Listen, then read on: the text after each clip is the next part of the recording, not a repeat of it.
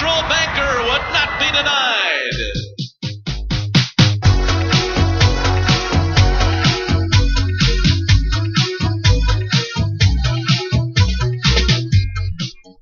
All right, ladies and gentlemen, welcome to Doomcast. This is Doomcast number 51, 51st continuous episode. We are just 1 week shy of Doomcast 52, one complete year without... What the hell, Doug Owen? What was that? Sorry. Don't let it derail you. It derailed me. I'm off the rails. I'm completely derailed. Yeah, you sounded like the events going on today, welcoming in the 200. They're saying it was 298. Now they're saying it was only 200 corpses that have been flown out of Ukraine. Certainly, I want to get into that in a minute, but I want to say to everybody, thank you for joining us for this 51st episode of Doomcast, and I'm very excited that we're quickly closing in on week number 52. And for those of you who don't know, there is exactly 52 weeks in a year, so we're almost 1 year into this thing. And things around this planet are absolutely, positively heating up, and not in a nice, warm, summery, let's all enjoy the beach kind of way, but in a very, very doomy kind of way. I want to introduce I just got back from the beach. That's why I didn't do the Blacklisted Radio podcast this weekend. That's creepy. You're at the beach where all this shit's going down, Doug Owen? Yeah. All right, well, more power to you. Where should I be? In the command center here? The command center, monitoring. I am so overwhelmed with Ukraine information. I literally, I've got Ukraine overload. But before we go any further, my co-host, my co-founder of Doomcast, and also the founder of blacklistednews.com, Doug Owen. Hello, Doug Owen. Welcome to week 51. We're here. Yay. Yay. Yay. It's a double yay. Yay. Yay. What a jacked up, messed up, crap ass world we live in, Doug Owen. Unless you're at the beach hanging out over the weekend. Well, it's better than hanging out in Ukraine, apparently. Yeah, I put together this huge package on all the things I wanted to say about Ukraine, but since the story is kind of morphed and transformed, I mean, some of the initial takeaways here are... No, I think it's important because the story, you're right, my friend.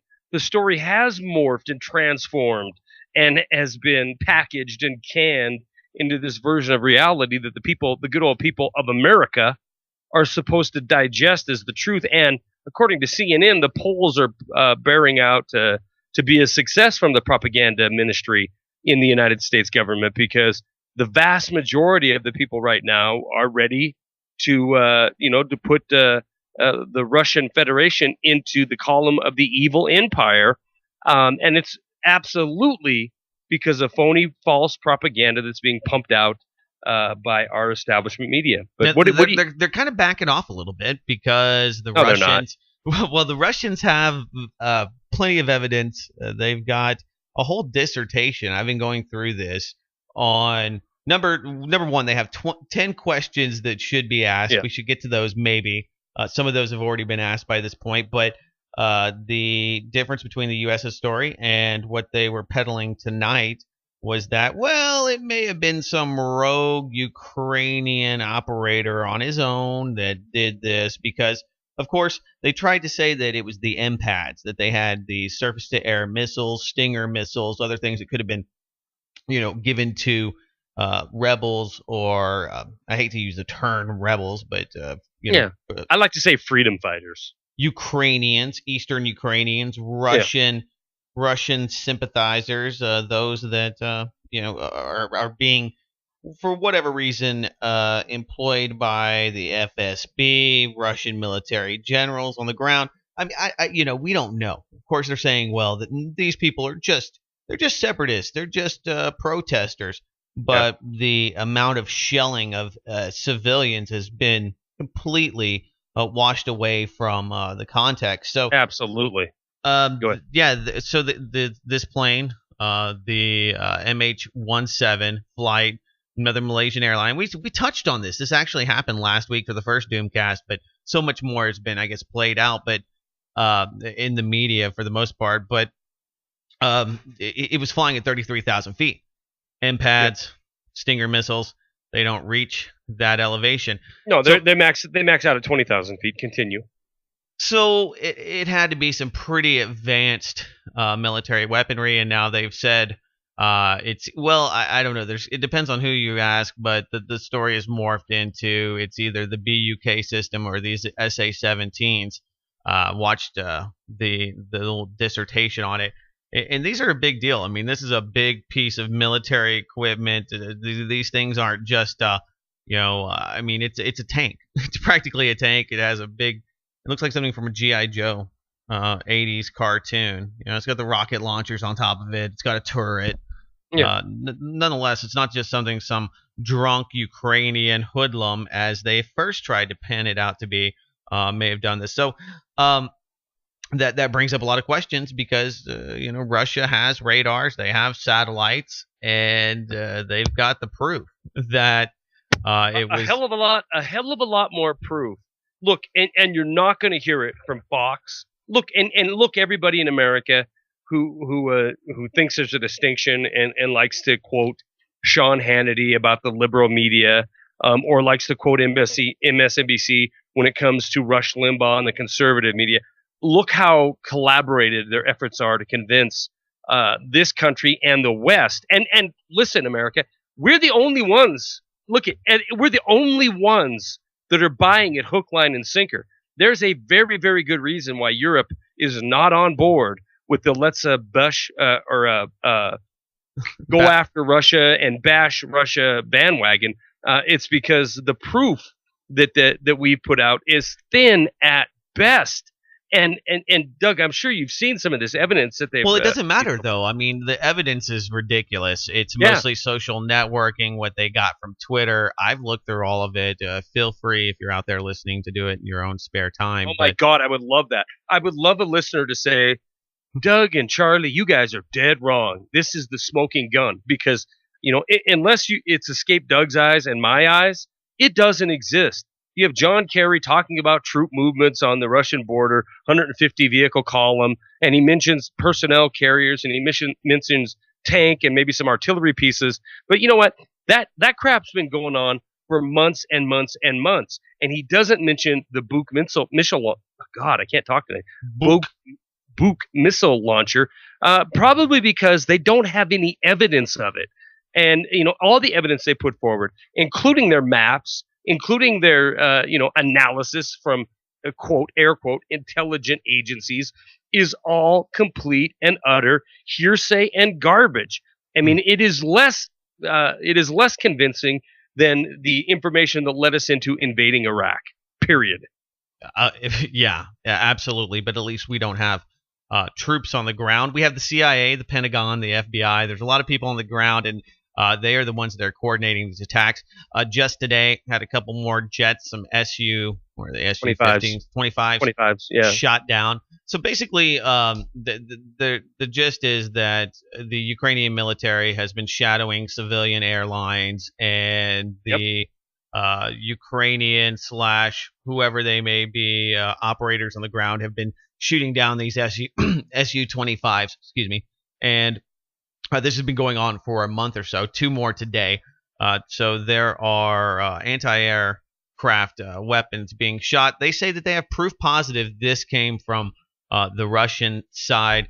The response will be interesting, but none of it matters, Charlie McGrath, because it's about giving Russia an out. Zbigniew Brzezinski had some interesting takeaways, but I thought that Hillary Clinton did the best at laying out what they want and what was accomplished. Now, let's hear it. Oh, you want to hear Hillary? I do. She breaks it down with Charlie Rose. Here's a little clip. Let me begin, though, with the news of this day. Yes. A plane shot down over eastern Ukraine. What questions would you be asking at this moment? Well, the questions I'd be asking is, number one, who could have shot it down? Who had the equipment? It's obviously an anti-aircraft missile. Who could have had the expertise to do? Now, this is before we know that it was shot down. I mean, there's no proof that it has been shot down, but everybody knew that it had been shot down. So probably pretty good intel on the ground. This was last Thursday, correct? The day of. day of. No, this is the day after when Obama was issuing the executive orders to go after the Russian elite and bringing about sanctions. And so she lays out what needs to happen here, and it's kind of long. I'm not going to play all of it, but she does lay out the battle plan, and I think this was accomplished regardless of what the truth ends up being. And I'll just go out there and throw Syria into the mix. The chemical weapons. It was proven. Okay, number one, the UN did their own investigation, and they came up with no proof as to who did it. That was not one of the scopes of the mission. Okay, yes, chemical weapons were used, but we don't know who. But they just used this story over and over again in that fear of chemical weapons and just saying, well, we believe, insinuating. A great piece done by Paul Craig Roberts talks about the tactic of just, insinuating over and over again that we have proof. And, that and using that to make these sanctions stick, because Europe's not on board. And she talks about this big problem. Europe is not on board, and there are two big energy dealers in the world, and that's Russia and the West. And guess which ones she would like Europe doing business with?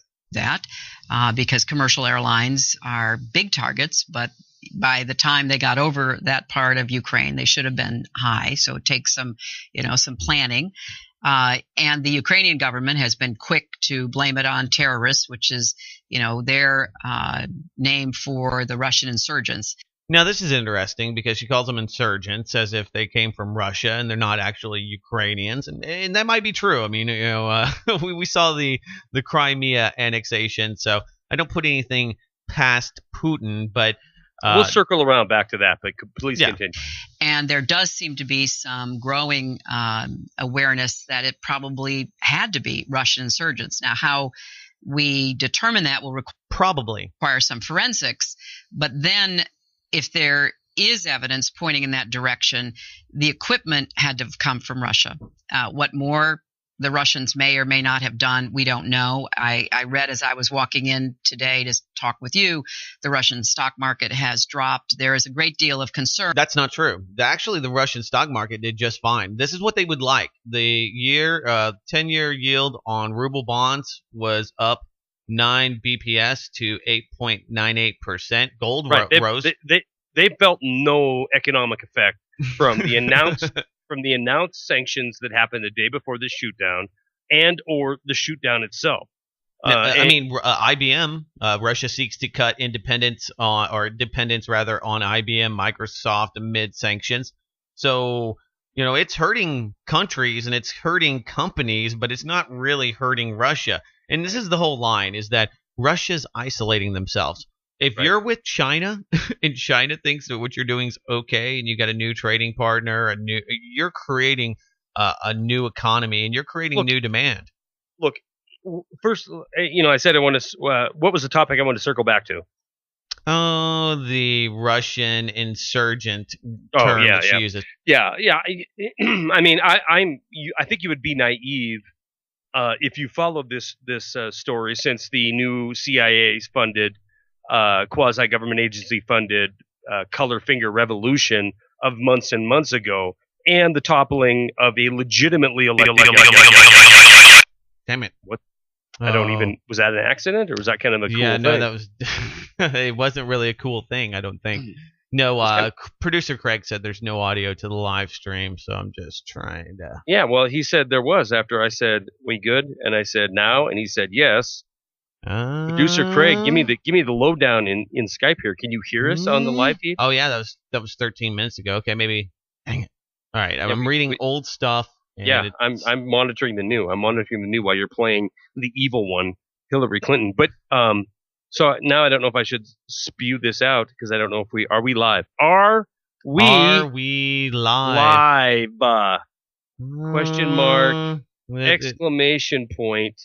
It looks like we are. I mean, we're recording it. I mean, regardless of whether or not let's keep the rolling, people out there let's keep rolling. If you're in the chat and you could hear us, wonderful. If you can't, I'm sorry. Right. We're gonna have to listen to the. What are you all writing? No. I said all right. Oh, so if you've been following the situation in Ukraine and the Crimea, and what's going on with Russia, then anything that's happening now, including the downing of 2 Su-25s is absolutely commonplace. Now, is Russia supporting the rebels? I think you'd have to be naive. I hear noise. Okay, I don't know what that means, Craig. Does that mean voices or us or just static? See, we're coming through on this thing. It's just I don't know. Are you hearing us? Craig's not. No, I'm gonna just cancel this. We'll upload it later. All right. I apologize to the folks live in chat. Anyway, so Russia has the notion that they're supplying weaponry and supplying technology and assistance. You'd have to be naive not to believe that that's true. But you'd also have to be completely naive to not believe that there is a very sizable percentage of Ukrainians who are not happy with Poroshenko being installed as the Western-backed puppet president of Ukraine. If you know the Ukraine story even peripherally, you realize that this government that's in here now, is 100% put there by the Central Intelligence Agency. The people of Ukraine know this, right? We don't know it because most people aren't paying attention to this story. So the notion that Russia is supplying weapons and supplying training to Ukrainians, I almost guarantee that is happening.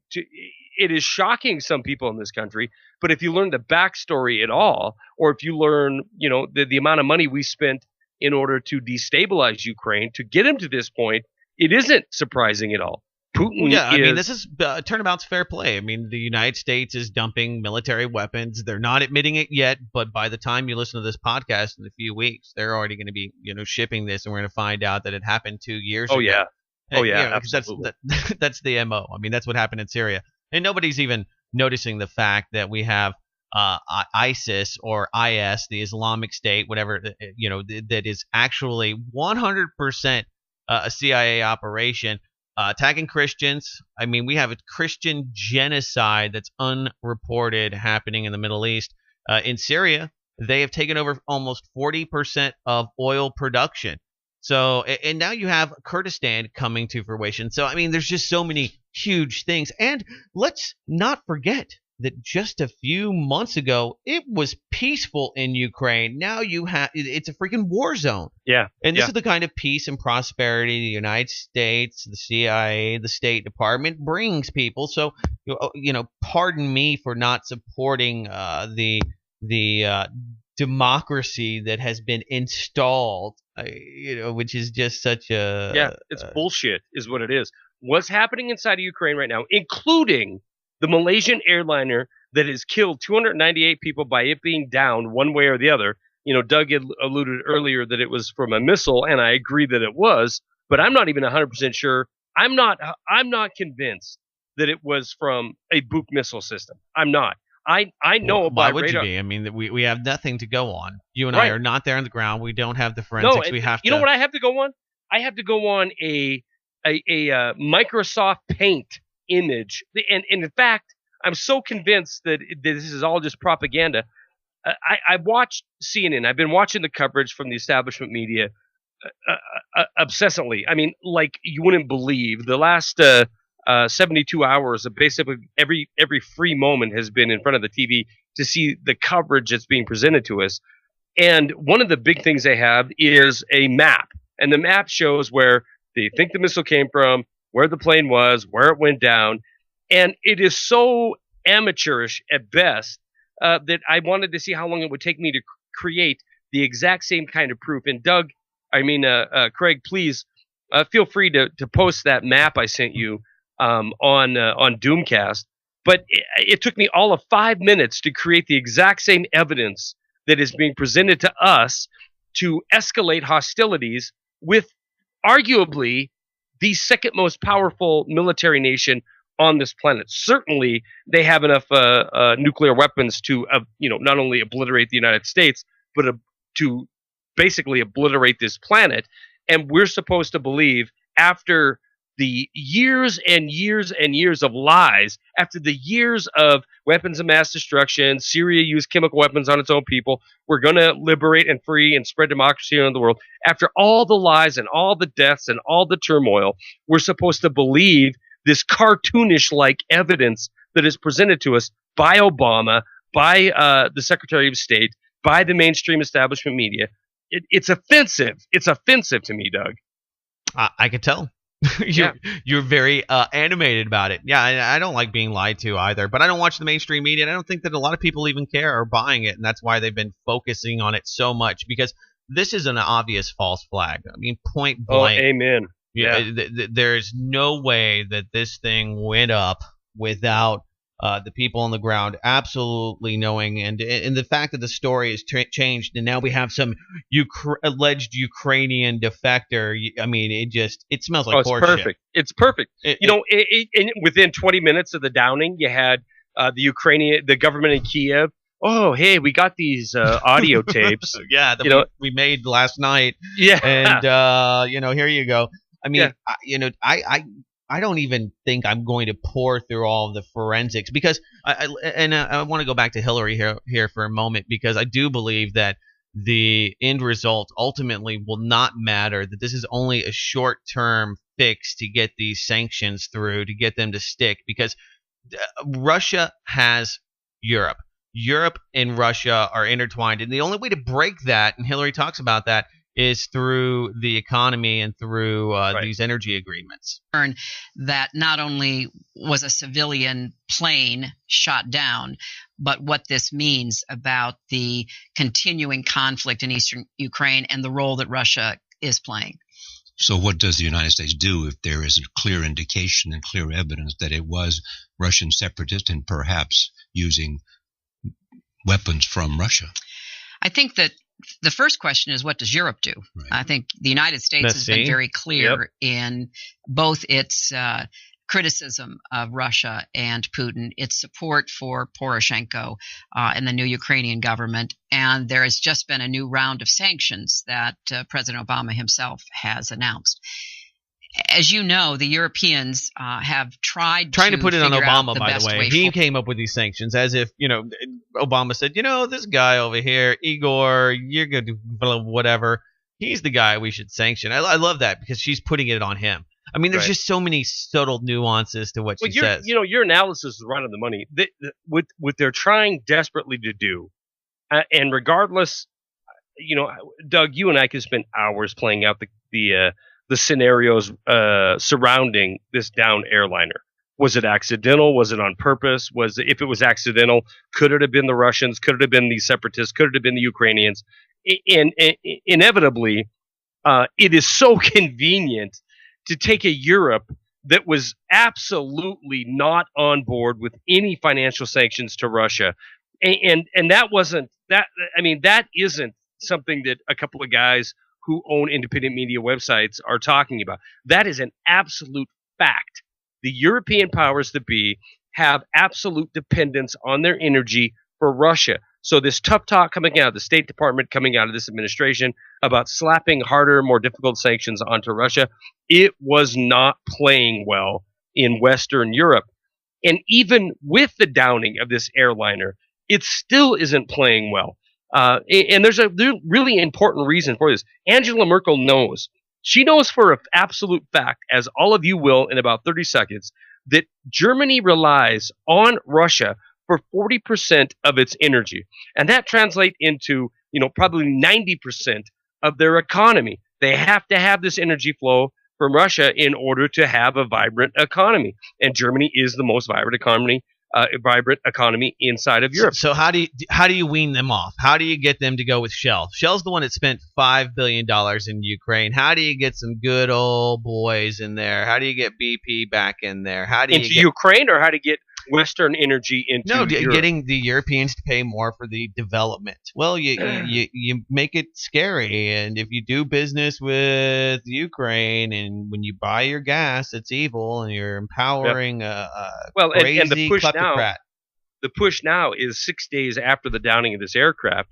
In matter of fact, I was monitoring some establishment media before the program, and I heard on 3 different networks the same diatribe, which is we need to lift the export ban in the United States so we can offset any energy losses via Russia to Western Europe. So, Doug, you nailed it. She's out pimping the day of it or the day after it, the oil companies' interest to Europe from the United States, these Western energy companies, to go in there and fulfill the needs of the people of Europe as they band together and cut off Russia because of the downing of MH17. And so, looking at the outcome, whatever the outcome is going to be, but looking at what's being presented to us now, if you were completely apolitical, ageopolitical, and you had no interest whatsoever in politics, and looking at the players and the actors and how this is being positioned right now, the downing of this aircraft, man, oh man, I mean, it is the absolute worst thing that could have ever happened for the separatists inside of eastern Ukraine. And the best thing that could have ever happened for individuals like Hillary Clinton, like John Kerry, like Barack Obama, like the special interest that funds these individuals. This is the best thing that could have ever happened to them in a world that wasn't buying their line of bullcrap. To convince Western Europe to come on board with these more harsh sanctions, this kind of event needed to happen. So, to me, that is the biggest reason this smells of ultimate false flag, and 300 people are dead because of it right now. Absolutely. You want this is this is the security theater. I think this is a good segue into some other stuff. I think that we've beaten the dead horse. I mean, the analysis is that regardless of what happens, because you can't trust the Ukrainians either. I mean, they're over there shooting down planes left and right. So could a which ones, the separatists or the which ones? Well, somebody's shooting down a bunch of planes, and yeah, I mean, that's the other thing that kind of cracks me up, because even tonight on Aaron Burnett on CNN is talking about these Su-25s that are shot down today. 2 of them. Oh, look at 2 more. Well, you know what? They're piling on. They're like, okay, this is totally stinks to high heaven. We need to just have like lots of these things falling out of the sky. How do we know that they don't just somebody just doesn't have a bomb on this thing, and just drop it? No. Listen. The Russian separatists for months and months on end, right? If I don't have the numbers in front of me, but I know every single downed aircraft I've heard about and looked into. And this is probably these 2 Su-25s that went down. My estimation is this is between the 15th and the 20th aircraft, be it helicopter, military transport aircraft, or fighter jet, that has been shot down by these separatists. And all of them, at least except for one jet fighter that they claimed was at 26,000 feet before the Malaysian airliner went down. But except for that one, all of them have been in range of these shoulder fire anti-aircraft weapons, which the range is about 20,000 feet. So the Russian separatists shooting down 2 today, or since the downing of MH17, that's nothing new. That's not news. This is what they've been doing. They've been fighting a war. The news is this: the Russian separatists have not targeted civilians. They've not brought down a civilian aircraft. They've not threatened a civilian area. And to my understanding, and as far as my research has found, they've not killed one civilian outside of, the only deaths that have been attributed to the Russian separatists have been Ukrainian military personnel or Ukrainian assets, right? The only question at this point is, did they shoot down MH17? Now, I can say this also with a complete assurity. The government in Kiev has killed over 250 civilians prosecuting this. This is since the ceasefire, prosecuting this war against the separatists in eastern Ukraine. So, when you look at this in totality, international monitors. I mean, and if the UN saying that you have a humanitarian crisis, you probably do, because they like to downplay things to make to keep countries giving them money ultimately. But no doubt. Yeah, it's pretty ridiculous, and I think that the fact that they've had to pile on and that the media is really pushing this is just. And I've said this before, and it brings me back to what we said when this first started escalating right after the Maidan, and that is, this is about making NATO relevant again. This is about isolating Russia. This is about getting Europe scared and getting them to chip in some money and getting U.S. companies in there to help do this. I mean, it's part of the regime change playbook that the U.S. has been using for the last 60 years. Why? Because it's effective. It's the same playbook. I don't know. I have to give it to Doug, Putin. you know, I've been you know from doing Doomcast and talking to you on this program and off that the Ukrainian situation has been something that I that has been I've been called almost, if you will, to cover this thing and to talk about it. And unfortunately, to some people, I've even got comments to this effect that a lot of my videos over the last couple of months have been just dominated on Ukraine and what's going on there. And I'm so convinced that this divisive situation in Ukraine is going to spell disaster for the people of this country that I feel compelled to keep talking about it. When we talk about more troops going to Poland, when we talk about these former satellite Soviet states that are joining NATO or having a NATO presence, it pushes me more and more to believe that we're switching away from the Middle East and North Africa, and we're switching to Eastern Europe as the next battleground. And NATO has said as much, that this is where we need to be concerned. This is where we need to put our efforts. Today, in fact, when the Pentagon announced, it's well known that the CIA and other intelligence agencies are operating inside of Ukraine. But when today the Pentagon came out and talked about how they're sending military advisors to that location, it points to more and more escalation of violence and tension with Russia in the Middle East. And Russia is not Syria. It's not Iraq.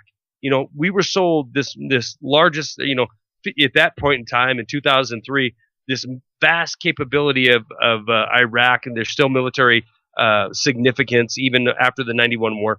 Look, Russia is a player, and arguably a player that can inflict extreme damage, even conventionally, on United States forces or NATO forces. So it's a situation that just compels me to keep covering it and become more and more doomy as we watch this thing develop. Well, yeah.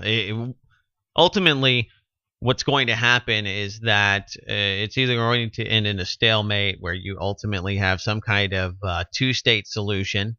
I mean, because this is what's being created. It's an externally funded, like I guess most are, but externally funded and externally operated civil war. It's using the current regime, which has a lot of the same old people. I mean, the U.S. has been working this angle for quite a while, and the division in Parliament so that they could run through all of the legislation, which nobody even has gone back and looked at. The constitutionality of any of the things that are happening there, the legal framework. It's a complete joke. This whole thing is just marred in, I mean, absolute illegality. So when I was going to was Vladimir Putin. I mean, at least when he took over Crimea, they made a commemorative coin with his head on it. That's a good way to solidify the deal. To make sure you get the commemorative coin, you get the plates. You need those collector's plates, T-shirts. That's one of the things that just kind of it takes me back to what I really believe, and that is that Vladimir Putin, who's good buddies with Henry Kissinger, is playing this out, and they're using this to reindustrialize and isolate the oligarchs and to bring more power and concentration away from Europe and to usurp more sovereignty. I really believe that that's ultimately what's happening. I don't believe that Vladimir Putin is a legitimate foe. I think that he's definitely not a useful idiot, but he's useful. He's making last year, okay, the NATO was, brushing dust off of the, 1945 radars, that they have on these French ships.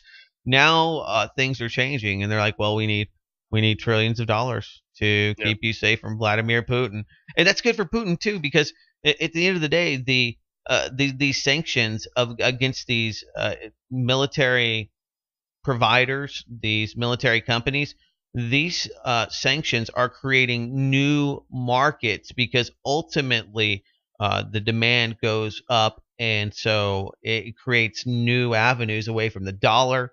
It creates, I think, more uses for this. It just diversifies rather, and makes the ruble and the new BRIC bank, and that's the other half of this that's totally out of the picture, and that is that Brazil, Russia, India, and China have just created their own little IMF. And it's interestingly that as soon as they had the BRIC, the BRIC meeting, the big BRIC meeting, that voila, we have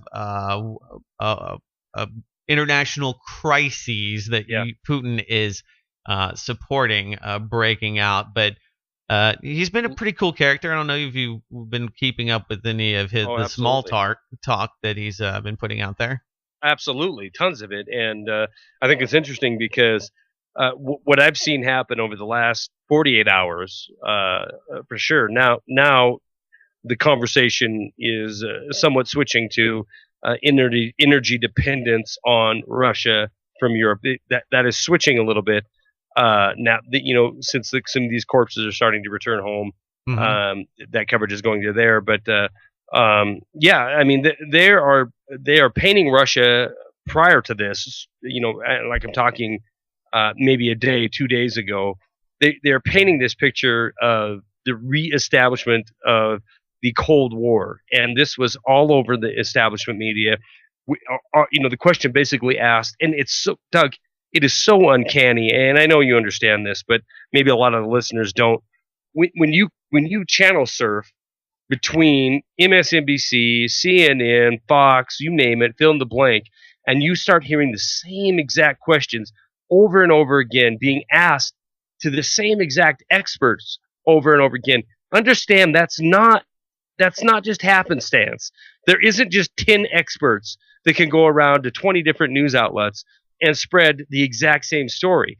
It's happening for a reason. And, a day ago, 2 days ago, the narrative was, are we seeing tensions as high as you've ever seen them since the Cold War? And the answer by every so-called, quote, expert was absolutely yes. So I think you're right. I think we're seeing, they're using Putin, and Putin is using this situation in the same way to his advantage. What you said earlier was he's not an idiot, I think is 100% accurate. He's former KGB. He understands the propaganda game better than anybody, and he understands what's going on in the United States right now is purely 100% propaganda, and he's doing his own propaganda to counter that. And now you even see our networks. You never heard, basically never, unless they had a defector or somebody that left their organization, you would never hear our establishment media talk about RT. But in the last 24, 48 hours, you've heard them nonstop talking about, this RT member left, that RT member left. I want to talk about that, but because that's the propaganda, arm of it. But I want to talk about the BRICS real quickly because you said it. All wars are bankers' wars, and of course, central banker would not be denied. By creating their own multilateral financial institutions, the BRICS emerging market powers are shaking up global economic governance, but remain far from dismantling the post-war system dominated by the West. This is what came of it. Yahoo article, BRICS shake up global economic architecture, and they try to play it down a little bit for the Western investors. 1. The meeting started the second cycle of BRICS summits. This time it focused on sustainable solutions for inclusive growth. That's just developing, giving money to corporations and usually friends. It confirmed common interest in broadening multi-dimensional cooperation. Now, the new development bank, the NDB, is going to be based in Shanghai. It's going to initially have a currency pool of $100 billion, which will help BRIC countries against it. And I don't know what it's going to be in. Hold on. This is... What currency it's going to be in? Yeah, I would imagine it's going to be... I should have highlighted that. I'm reading this huge article. Not yuan? maybe yuan, renminbi, one of those. It's good for one of those, or maybe they're just going to have a pool of cash and use that. I guess maybe divvy it out in the domestic. It says $100 billion US, so maybe they're just taking some of the extra cash that China has from the trillions of dollars we've given them. Maybe they're buying back in. They're like, yeah, we'll put into your little $100 billion pool, whatever. Other documents, including the Memorandum of Understanding and Cooperation among BRICS Export Credit and Guarantee, so they can give credit. This is going to give them a rating system. Okay, no more S&P downgrading me every time Barack Obama opens his mouth and calls Vladimir Putin Annie. Let's see. It's going to have interbank. It's going to have an interbank mechanism with new channels of support between the five countries. So this is getting out of the SWIFT system, getting into their own. And they've got a whole roadmap there. It's pretty wild stuff. But okay, you were talking about propaganda, and I got one to outdo everybody. You know who's the king of propaganda? Who? Netanyahu. Okay, the Israeli prime minister. Oh my God! Now, Are we jumping into Gaza? No. We're just jumping into his propaganda for a moment because, we're touching on Gaza and why he's talking, but he's the guy that had the red bomb and everybody laughed about the bomb. The red line. Yeah, the red line. He had the bomb pictures, and he brings his own cheesy PowerPoints and his comb over to scare people. Well, anyway, floored the UN in fact. Yes, this is what people that read the London Telegraph across the pond got just a couple mornings ago on the 20th. Claim donkey suicide bomb stopped by Israeli troops in Gaza. So this is like a C4 pinata. Hamas militants sent a donkey laden with explosives on a suicide mission in one of maybe a Trojan horse in one of the most unconventional tactics yet seen in the fighting in Gaza. The Israeli army has said troops said they were forced to open fire on the animal, blowing it up as it approached their positions in the southern city of Rafah near the Egyptian border, which is pretty odd. Some guys just walking up with a donkey, unless it's a dead donkey, that has, I don't know, like they're rolling it like a Trojan horse. Quote, they use this donkey as a human shield, or as an animal shield, if animal shield, said Mayor Ari Sinclair. What do you think? And I guess since we're jumping into Gaza, and I'm looking at the clock here, we're already 40 minutes into it, or 48, talking on Ukraine. And you and I touched a little bit because the ground incursion was going on last Doomcast, and now it's just deep into it, and there's just it's pretty bad. You can't even fly in. I mean, if you think, there's a shitload of dead Palestinians. There's dead Israelis in this. Doug, I caught grief over this week from a listener on my YouTube channel that I'm not more critical of Israel and what's going on in Gaza. And, to be honest, right, you're going to get the honest side of everything from me and Doug on Doomcast here. To be honest with you, there's part of me that sees the point of Netanyahu, that sees the point of Israel, where, but there's also, understand this, there's a big part of me that jumps on board the Palestinian bandwagon. They're trapped in these little areas. I think their leaders are absolutely despicable. Hamas? Yeah. That's a meme that they elected Hamas, so they deserve what they get because Hamas I don't believe it. Yeah, I don't believe that. I don't even. I mean, how do you even know? And if you look into the history of Hamas, it actually originates from Mossad, and put up a great piece from Consortium News just recently highlighting that. And so the ties back to Israeli banking, and it only makes sense, if you want to control the other guy, just control, make sure that you're funding your enemy. You're funding and I'm sick over. I mean, what I'm sick over is the report of what is it up now? As of here. The 23rd, is that what we are? Yeah, the 23rd. 600 dead, stadiums, hospitals. I mean, it's gotten so bad that, and this is just how brash, and they just don't care. Even the quote unquote Jewish media as some people would call it, is saying, look, this is horrible. I mean, the United Nations today, okay? I mean, it's different. I think it's a lot different. I think people are really tired of it. It may have run its course, and it might be time for a new plan, but Israel may be guilty of war crimes, the UN human rights chief said. The fact that you have a lot of people in the State Department that are, anti-Putin, but they're now, throwing Israel into that bandwagon. Of course, they have lots of power, and I'm not trying to diminish the power that they still have, but right. Definitely getting a lot more heat, and I don't think that you can really defend the actions, but this is nothing new. This is what Israel does, and they waited till the opportune time where the ISIS crisis to go ahead and lob some missiles into Syria. And how convenient that MH17 came out on the day of, right? Yes. I mean, as they're crossing the border. Yes, but, the U.S. media is more interested with 200 plus civilians being killed in Ukraine than they are 600 dead civilians that are trapped in a cage being targeted by one of the most premier nuclear powers in the world, if not at least when it comes to urban fighting. I mean, nobody has the apparatus, the spy apparatus, complete militarized culture. You talk about a gun culture in this country. Everyone carries a gun in Israel.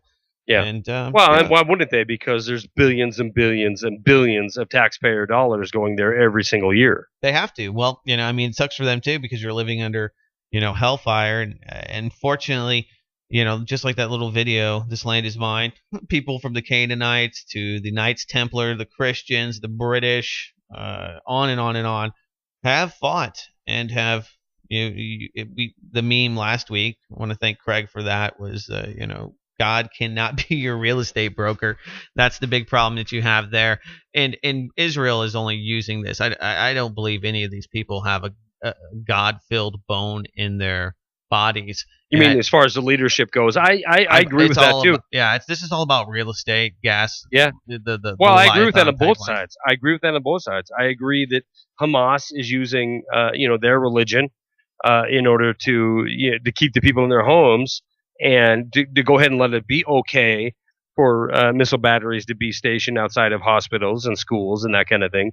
And I think Netanyahu and the upper echelon of power in Israel is the exact same way. They're concerned about, first of all, they'll quote scripture, they'll quote, their eminent domain over that region of the world, and they'll think it's absolutely fine that they go in and just murder the hell out of hundreds and hundreds of people and claim national sovereignty or national independence or freedom. It's just a really, really, as a Christian, it's really hard for me to see what's happening there in the name of the Torah and back it. You know what I'm saying? Well, yeah, but it's been going on since Christ was around, since 2014 years ago. Yeah. Well, yeah, I'm not saying it's a new problem. I'm saying that I have to rationalize it as it is. I mean, this is the thing that, I think I guess my point is this. I think there's evil actors on both sides. I've spoken to Palestinians, and I've spoken to people of Israel, right? And they're just people. They're like you and me. And honest to God, they would get along if it wasn't for this divide that has been, created for them by their air quote leadership. Yeah, on both sides. I mean, everybody's guilty. Two-state solution, that's not going to work. Okay, have you been to our border? If you have one side that's poor and treated unfairly in the international community, and living in squalor and living in abject poverty for the most part, at least 90% of the population, and then on the other side, a well-funded, completely subsidized state that is a high-tech police state that pretty much kills with impunity, and with the media and the evangelicals on their side, then it's not going to probably work out in the long term. It's going to be a problem. until you say, it's going to okay, be an ass whooping. Yeah, it's just like East and West Berlin. Question: how long? Tear down that wall, Mr. Netanyahu. Yeah, no kidding. And I don't know if it's ever going to happen. And I don't know what happens to the people of Gaza. I'm shocked today at the level of death and the level of violence. This is what cannot happen. The IDF cannot continue to just try to assassinate political leaders. It is what they have been doing since the beginning, since 1947, and it has not worked, guys. Figure out something other than just assassinating all the people you don't like. What surprises me is how this level of violence has escalated. I'm talking not since the time of Christ. I'm talking in the last week, and how we have Kerry over there. We have the international community as a whole saying it's time for a ceasefire. Right? You've had this time inside of Gaza. You've eliminated this many rockets, this many tunnels. It's time for a ceasefire, and you have this absolute disintegration of any kind of peace talks today, which means, it's hot, man. It's really, really hot. It's hot. In 2008, it only lasted about half this time. I mean, it's like 100 degrees. People will start getting ornery. They kill and maim one another. Yeah. Put two hot dogs in a cage and see what happens. They bark. Woof. Or bite each other. They hate each other. They're mad. Mm-hmm. The world is a doomy place now going. Regardless. Come on. It's all meant to be? Okay. Tell me how it's all meant to be. No. I mean, come on. There were crusades. There was Genghis Khan. People thought that it was the end of the world. They thought that Jesus H. Mary, Mother of Joseph. Coming. Going. How can you look at the world today as we broadcast on this 23rd day of July and not say that there's a lot of crap going on? No doubt about it. There's a lot of crap going on. That it's not doomy. That this is all just happenstance, and it's happened before. It's going to happen again. Well, it's because it has. It's because that's what humans have been doing. I don't know, since depends on where you go with that, but I'd say at least probably 50,000 years in my mind. Well, here, in our lifetime, in our generation, in prior generations, and since America has been the global dominant power, we are in a position now where our influence is declining, where our presence is not welcome like it used to be, and where the outcome isn't as assured as it used to be. I think you could agree on that. We live in dangerous times, my friend. There's people in Ukraine who are like, hey, yeah, I'm just hanging out, being a farmer here, and now some of those people are picking up Stinger missiles and shooting down Ukrainian planes. And they're about to lose all of their property. People in the East are just, it's like when according to the Rand Corporation, they're going to lose all their property. Oh, I'm still holding. Listen, I'm still holding on to the Rand Corporation memo. Yeah, it spells it out. I went to the meeting last week, and they said that was all hooey. Really? Yeah. Well, it's ironic that how hooey, if it may be, is exactly what's happening right there, including a couple things that happened that I didn't mention that I want to. In the Rand Corporation memo, it does say the exclusion of extraordinary, non-traditional methods may be implemented. Now, I didn't know what that meant at the time. I still really don't know what it means by this alleged memo. But it's ironic that, these non-traditional weapons or tactics that might be used. Well, here we have this complete propaganda war going after the people of Eastern Ukraine. So I kind of see that as maybe a potential reference in this Rand Corporation memo. But I also find it. Oh, getting a little feedback on myself here, Doug. Are you? Yeah, a little bit. Oh man. Wait, I think you eliminated it now. It's gone. Never mind. I also find it interesting that just a few days prior to the downing of MH17, we had the Ukrainian defense minister saying there's a big surprise coming in the war against these pro-Russian separatists, and that wasn't alluded to other than air quote big surprise, according to the Ukrainian defense minister. So a lot of bizarre, very scary things going on in the world. Some of it, I think, is actually telegraphed. Yeah. Here you go. This will make you feel better. I don't know if you're going to get some... Oh, God, I want to feel better. Yeah, here you go. A man suspected of having one too many drinks posed as an airport screener at SFO yesterday. Authorities say he lured two unsuspecting women, both foreigners, into a private booth for pat-downs before real security staffers spotted him and called police. So how did he pull it off? Here's what I found out. The man was a ticketed passenger that went through the security checkpoint. He went to an airport lounge and spent a few hours drinking, and that's when the trouble began. Oh, he my may God. have swiped plastic blue gloves to look the part. The 53-year-old then returned to the screening area and convinced a passenger who had already been screened to go to a private booth. What happened inside isn't exactly clear because she disappeared to catch her flight. But minutes later, he did it again, and this time security screeners took notice. Oh, my God. Oh, my God, Doug Owen. And that's how simple it would be. I want to be right? a TSA agent. Come over here, man. You know, how 99% of the people would not even bat an eye. Oh, okay. All right. I'll come along with you, and while you put your finger into places that it doesn't belong. Right. They would absolutely. We much. Yeah. Central banker will not be denied. Crying bird. Silly crying bird. What else you got on tap for us? I don't know what else we could possibly talk about other than almost everyone involved in developing Tor was funded by the U.S. government or was in the U.S. government. Yeah, amen. That's a nice story. Yeah, do you remember Jacob Applebaum, this hacker Yes. that had published this blockbuster story with the German press, and he's over there with Laura Poitras and the Glenn Greenwald crew and the like.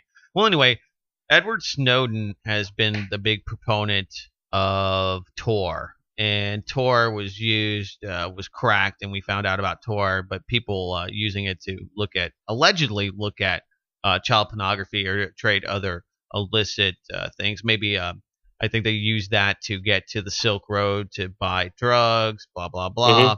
Most of the honeypots that you would imagine that the government is actually operating and running so that they can track everybody and sell drugs and create the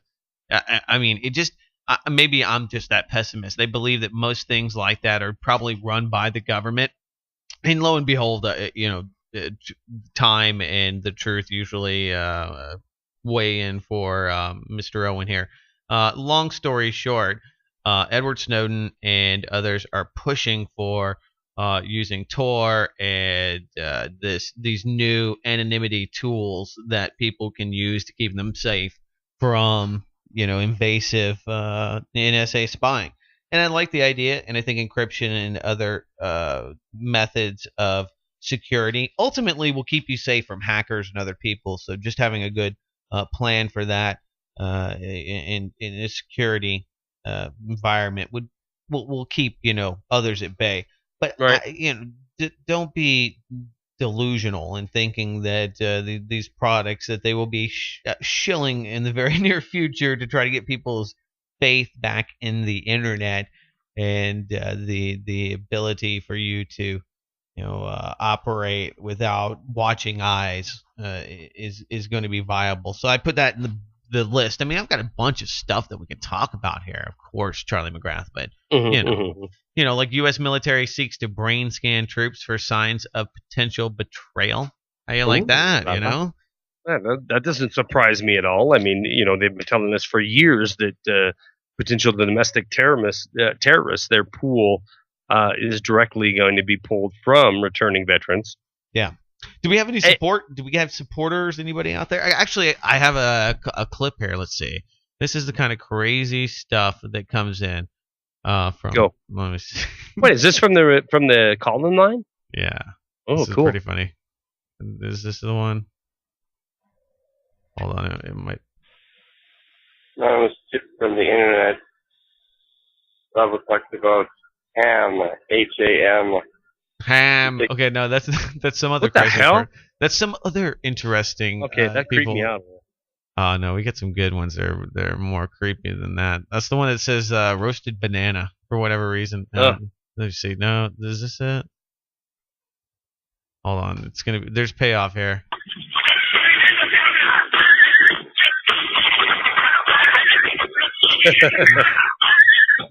So somebody left us. Okay, that was okay. But I think it was the same guy that probably left us this one, which, hold on, is this it? I've got so many of them. Here's another one. It's labeled. Why is it labeled roasted banana in my Google voice? Doug Owen. It's weird. No, that's the same guy. I know that one. No, hold on. There's going to be a payoff here. Okay. I hope so. You keep saying that. Okay. I'm believing you. Okay. All right, here we go. Yeah, none of us did. Back in the St. Obama got the nuclear football, man. You gotta get that football away from him. He's banging St. Obama. He's a faggot. They just fucking him in the ass 2 times a day in the White House basement. Michelle Obama's Michael Robinson. They've been linebacker for the Golden State Beavers, 1982, and 6 chain operations, 85.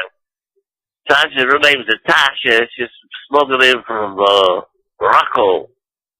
And Black and St. Obama was having sex with her. He's trying to be the nastiest nigga that ever lived. Thinks he'd be immortal in the hell. You gonna get that football away from him, man. You're gonna get the rock. He's smoking rock cocaine, man. He's black and St. Obama. You don't know nothing about niggas, man. He's a crazy ass nigga. He's a faggot. And his wife is transsexual. What they saying about this man is true. He ain't even black. He's Arab and white. His ancestors were slave owners. They weren't even slaves. They don't want to slave all the black people. You think the white folk did it? They didn't even do it. All right, so it goes on. Oh my God. Yeah? Is that our listenership? I don't believe that's true. It's got to be somebody trolling us, but it's funny. It is funny. It's funny as hell. But come on, there's got to be comments out there that listeners. I mean, we're having a lot of them, right? And we're having Craig sent me the numbers tonight. 4,000 plus a week download this thing. If they want to call in, leave comments that are not, Looney Tunes. What's the number they can use? 512-222-3067. And the crazier it is, the more likely I will. No. Play I want to hear some. Oh, that's a good point. But I want to hear some legitimate feedback on what's going on. Even if it's crazy feedback on what's going on in what we've talked about mainly tonight, which is Ukraine and what's going on with Israel and Gaza and this continuing war, shutting down of U.S. flights to that country. Is it a political move? What's going on? So give us the number one more time, Doug. 512-222-3067. That's the number. Of course, Doomcast.com. So we didn't get. Let's see. Did we have any other interesting contributions? I had a lot. Well, I had a lot of good comments. I don't have them pulled up right now. A lot of good comments on Doomcast 50 and 49 for that matter. Monetarily wise, though, it's been a kind of a dry spigot. How about you? It's a long, hot summer, Charlie McGrath. No doubt about it. The pair from across the pond, Ivana and no, it's not Agnes. Oh, don't you forget? I know. I'm just on the spot. Anyway, Ray D. Is that who you're talking about? I think they gave us a donation last week. Yeah, 50. Yeah. Okay. Yeah, we got to that. Yeah. Okay. Yeah, we got to that last week. And we greatly appreciate that. However, we're going into number 52 here, and we got to make some decisions on what we're going to do with Doomcast. I know you spend a lot of time on it. I spend a lot of time on it.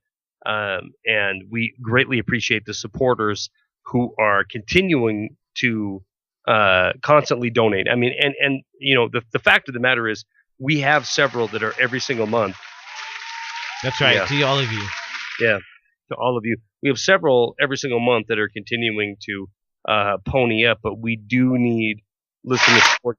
You've just listened to an hour and roughly 8 minutes where you did not hear a commercial, you did not hear a break, and you heard analysis from two guys who spend a copious amount of time bringing you, studying information to bring you to this program. So if you feel compelled to support Doomcast, please go to doomcast.com, wideawakenews.com, blacklistednews.com, and join the team of folks who are supporting this program.